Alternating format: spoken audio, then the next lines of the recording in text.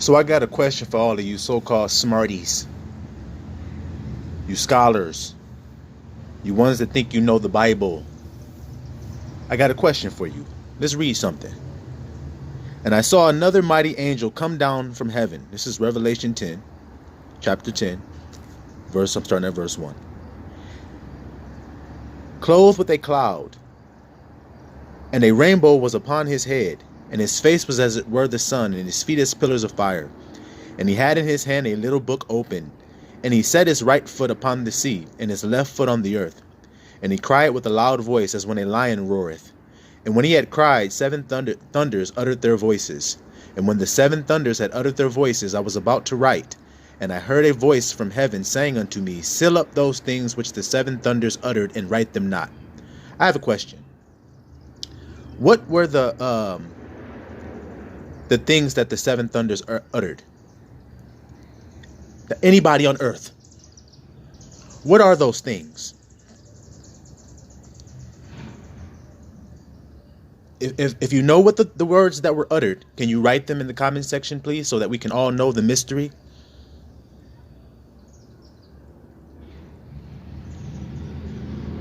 Continuing. And the angel which I saw stand upon the sea and upon the earth lifted up his hand to heaven, and he sware by him that liveth forever and ever, who created heaven and the things that are therein, the earth and the sea, things which are therein. There should be time no longer.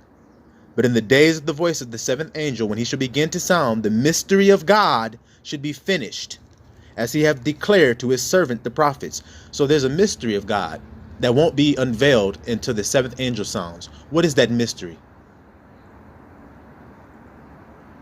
Write it in the comment section. Anybody on earth, what is the mystery? Continuing. And the voice which I heard from heaven spake unto me again, and said, Go and take the little book which is open in the hand of the angel which standeth upon the sea and upon the earth. And I went unto the angel and said unto him, Give me the little book. And he said unto me, Take it and eat it up, and it shall make thy belly bitter, but it shall be in thy mouth sweet as honey. And I took the little book out of the angel's hand and ate it up. And it was in my mouth as sweet as honey, and as soon as I had eaten it, my belly was bitter. All right, my next question to all the scholars. What was the little book that he ate? What did it do? What was the purpose of it? What was the point? That's my question. And who ate the book? What was his name? The man who took the book from the little angel and ate it? And then he also was told not to write the words. Who is this man? What is his name? That's John, right? The Revelator. So my next question, the mysteries that the Most High said should be revealed, the things that were uttered, and the little book that was consumed. Who was the man who received this revelation? What was his name? John, correct? Okay, now let's see another little piece here at the end.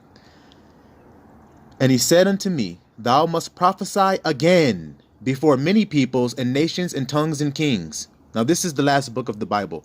So John is going to prophesy again, correct? In the last days. When did he do that? My next question. When was that done, completed? Anybody on earth, any scholar, when was that completed? Because according to Revelation 10, there are some mysteries that won't be revealed until the seventh angel sounds. And then John has to prophesy again on the earth because he has to do this before peoples, nations, tongues, different languages. Did that happen already? When did John write that? Where was he when he wrote that? Wasn't he on the island of Patmos in exile? What happened after that? Where did he go?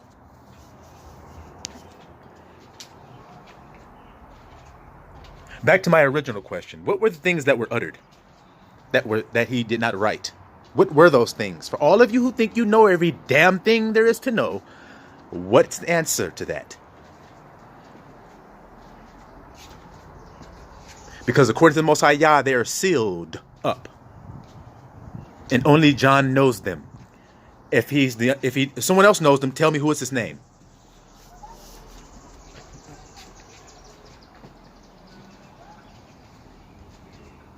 Who is this mighty angel with the rainbow above his head? Why does he have a rainbow above his head? Why is he standing on the sea and on the earth? Why does he give John the little book?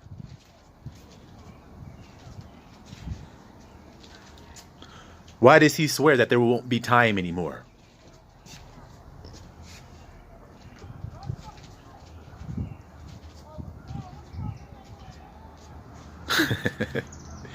See, because he's the one who knows these mysteries. So what are the mysteries? The mystery is that there will be a man to come in the end, on the earth, in the flesh, who will be the son of Yahusha. It is John coming to prophesy again. That is the mystery. He's coming again on the last days to prophesy on the earth, to unveil the mysteries that were uttered. What are the mysteries? That when there is a man on the earth born as a Hamashiach, an anointed one, he's born in a certain way, a certain fashion. He has certain marks when he's born. He's born looking like a Super Saiyan. He can do unnatural things, supernatural things. From the womb. He's circumcised from his mother's womb. His heart is already circumcised, so he need not be circumcised in the flesh. He's born premature, early. He's born with locks of hair on his head, face shining like the sun, eyes looking like a rainbow.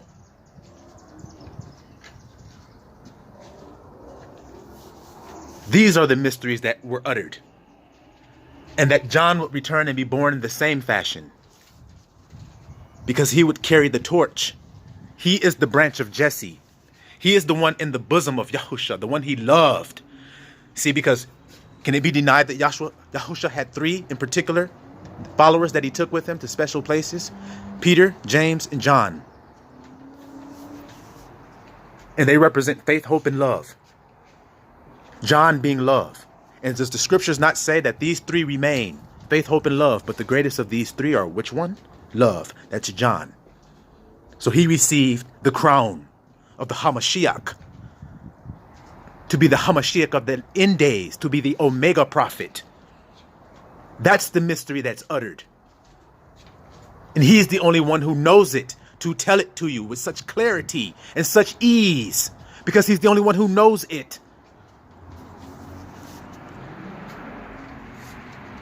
He's the one telling you that time is not linear, it's cyclical. So therefore, you're living in a loop. So time is not real.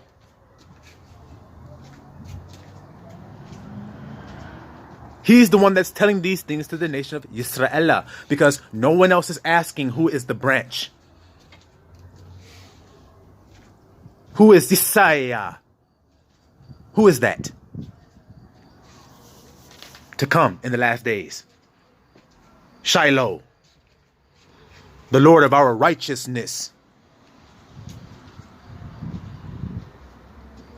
King David, the anointed one.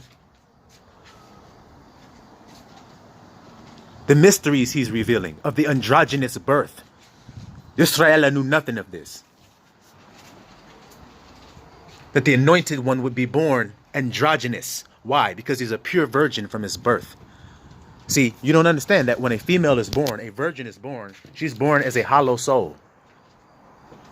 Hollow earth, fertile, ready to be planted in. There's nothing planted there when the girl is born. But once you lay with her, you planted your seed in her. Now things will grow in her consciousness, her thoughts, her personality will change based upon what's growing in that garden. Well, the thing about this androgynous male is he's born a female and he changes into a male. Especially if his hair is tampered with or cut when he's young. If his locks are cut from his head, he will instantly change into a male. In form, in physical form. So he will grow a phallus. These are the mysteries that are being unveiled now. So he's born with a hollow soul within himself that could never be taken away. He's a virgin. There are 144,000 of these pure virgins. See, because they have a hollow soul within that's just ready to be planted. With what? The Ruach HaKodesh. They have a hollow soul within them because they are androgynous. They are phi. They stand on the sea and on the water. You see?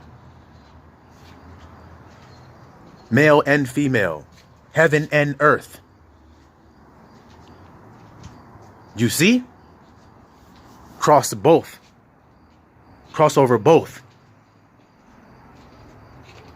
And that's the difference. That's what sets them apart. That's why they are Holy Spirit. Because they are set apart for that purpose. So that the Most High can download His Spirit into them. Purely, without it being defiled land. It's undefiled. They follow the Lamb whithersoever He goeth, it says. They're going to follow Yahusha wherever He goes. Because they're His Father. They are His children. And He has one child that is directly in His image. That's John in His bosom. The one that He loved. The one that He said, Mary, this is now your son. John, this is now your mother. So now you're me. Tell me that's not what He's saying. Anybody that thinks they know fucking something, tell me that's not what that means. You're me now. I trust you so much that I trust you to play my role. I'm giving my mother to you, bro. That must mean it's a man that you love and trust. With your prized possession, your mother. Tell me I'm lying, Israela. So why would He give that responsibility to John? Because John is the one that's going to carry the mantle. He's going to be the next Messiah. He was the anointed that day. That's the mystery of Revelation 10 that no one knew. Why? Because they'd kill him if they knew. They would murder him like they always did. So Abba made it a mystery. A virgin shall be with child. You don't understand. It's the androgynous man. The Most High would come upon him suddenly and rapture him. 3:2:20. That's another mystery. That's the night it happened. 3:2:20. The rapture of that bride, that man. It happened March 2nd, 2020. And he was caught up and consummated that night. And ever since then, the world has drastically changed. And it's continuously to drastically change. Because the mystery is revealed. Because the seventh angel sounded and said, I am here to bring judgment on this earth. Now you guys can act silly all the fuck you want. But the proof is there. Things were going normal until this seventh angel said, I'm standing up. And I'm opening my mouth against the enemies of Yah. And when that happened, everything changed in that world.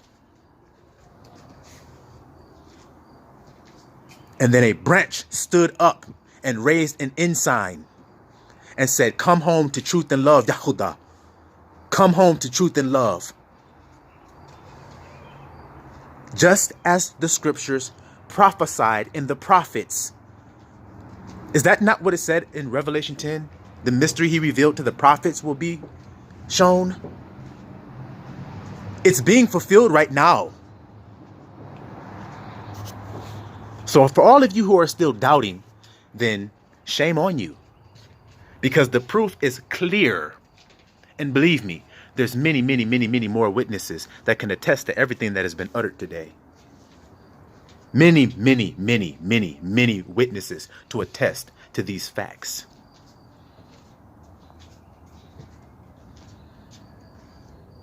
But if previous to this, you knew that there was going to be a Messiah that stands up in the end days on the earth, living on the earth, who's going to sit on His throne and reign as a king and a priest from His throne, as the branch in the stem of Jesse, or the grandson, if you understand how a plant works. There's a root, or a stem that grows from the ground, but there has to be a planter to plant it. Yahusha told us that his father, Abba Yah, was the husbandman. He's the planter of that seed. Yahusha said, I am the vine, the true vine. You are the branches, speaking to his children.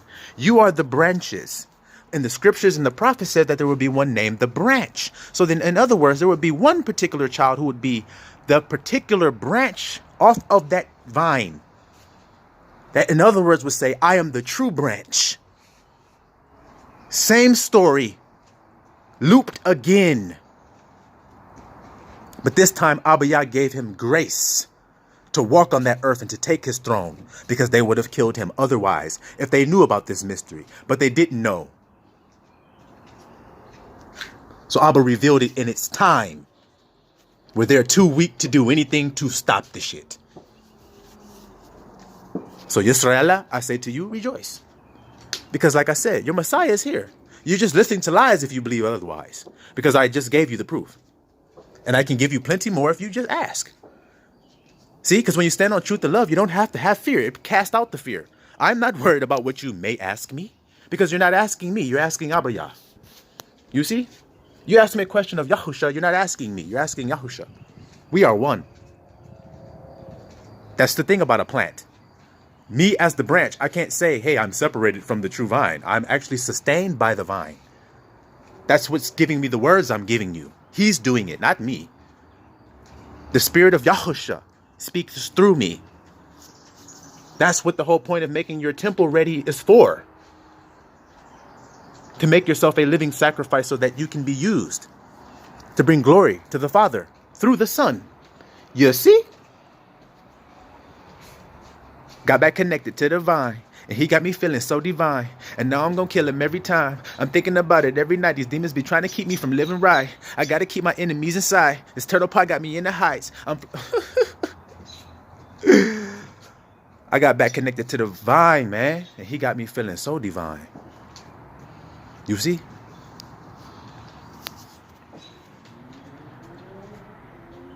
So that's the mystery revealed, Israel. Simple. Very, very simple. All right? So Siloam Yisrael.